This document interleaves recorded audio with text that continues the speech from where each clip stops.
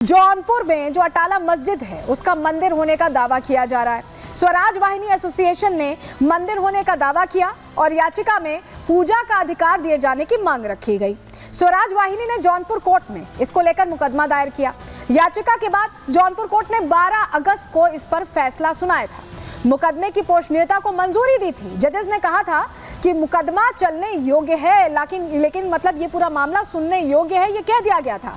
मस्जिद प्रशासन ने इसी को लेकर इलाहाबाद हाईकोर्ट में याचिका दाखिल की। अब इलाहाबाद हाईकोर्ट में 9 दिसंबर को इसकी अगली सुनवाई होनी है। मुस्लिम पक्ष ये कह रहा है कि ये मस्जिद है और मंदिर को लेकर इसमें कहीं कोई साक्ष्य नहीं है, लेकिन स्वराज वाहिनी का ये कहना है कि मंदिर है और अगर तथ्यों को खंगाला जाएगा, इतिहास के पन्ने पलटे जाएंगे तो सच निकलकर सामने आ जाएगा कि ये मंदिर ही है। दावे क्या क्या हैं, क्योंकि मुस्लिम पक्ष अपनी बात कह रहा है, हिंदू पक्ष अपनी बात कह रहा है। चलिए दावे क्या क्या हैं जल्दी से आपको बता देते हैं। देखिए, हिंदू पक्ष का ये कहना है कि मस्जिद का उपयोग 1398 से यहाँ पर लगातार हो रहा है। मुस्लिम पक्ष ये कहता आ रहा है, वहीं हिंदू पक्ष ये कह रहा है कि अटाला मस्जिद पहले अटला देवी मंदिर हुआ करता था।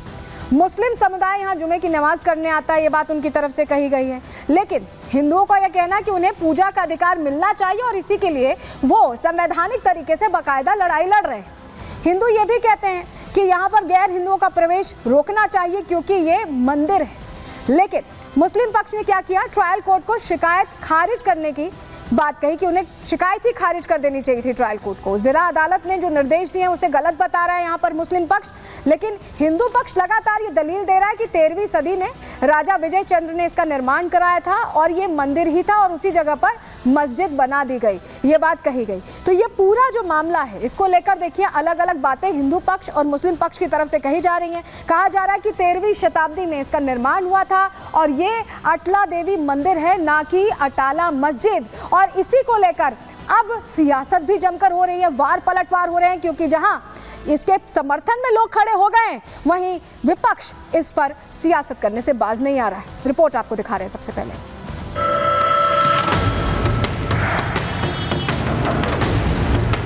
मंदिर मस्जिद की लड़ाई अब जौनपुर तक आई। क्या मंदिर तोड़कर मस्जिद बनवाई? इलाहाबाद हाईकोर्ट में 9 दिसंबर को सुनवाई।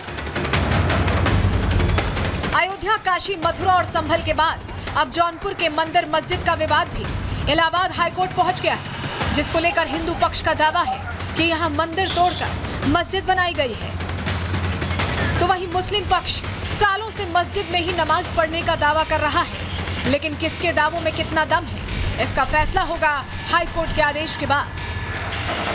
दरअसल अटाला मस्जिद के वक्फ की तरफ से दाखिल की गई याचिका पर 9 दिसंबर को जस्टिस रोहित रंजन अग्रवाल की सिंगल बेंच सुनवाई करेगी। इस मामले में हाईकोर्ट को मुख्य तौर से ये तय करना है कि जौनपुर की अदालत में मस्जिद को मंदिर बताकर वहां पूजा अर्चना का अधिकार दिए जाने की मांग को लेकर दाखिल याचिका की सुनवाई हो सकती है या नहीं।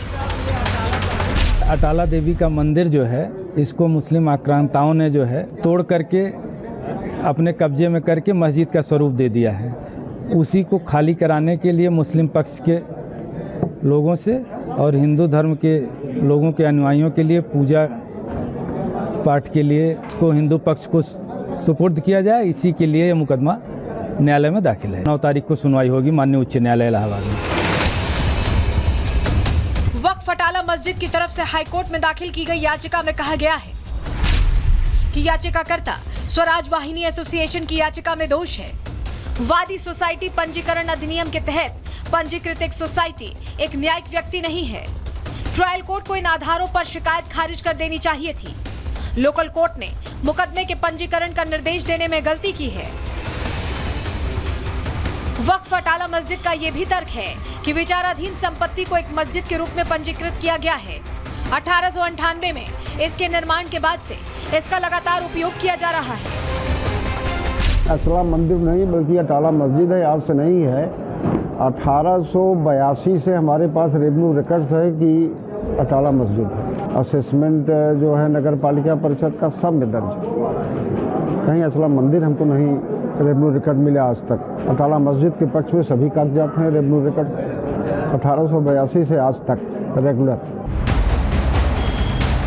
आपको बता दें कि स्वराज वाहिनी एसोसिएशन के प्रदेश अध्यक्ष संतोष कुमार मिश्रा ने इसी साल जौनपुर जिला कोर्ट में मुकदमा दाखिल कर ये दावा किया था कि जिस जगह मस्जिद है वहां पहले अटला देवी का मंदिर था। इस मंदिर का निर्माण 13वीं शताब्दी में हुआ था। कुछ दशक बाद ही फिरोज शाह तुगलक ने जौनपुर पर कब्जा करने के बाद मंदिर को मस्जिद में तब्दील कर दिया था। Bureau report, Republic Bharat.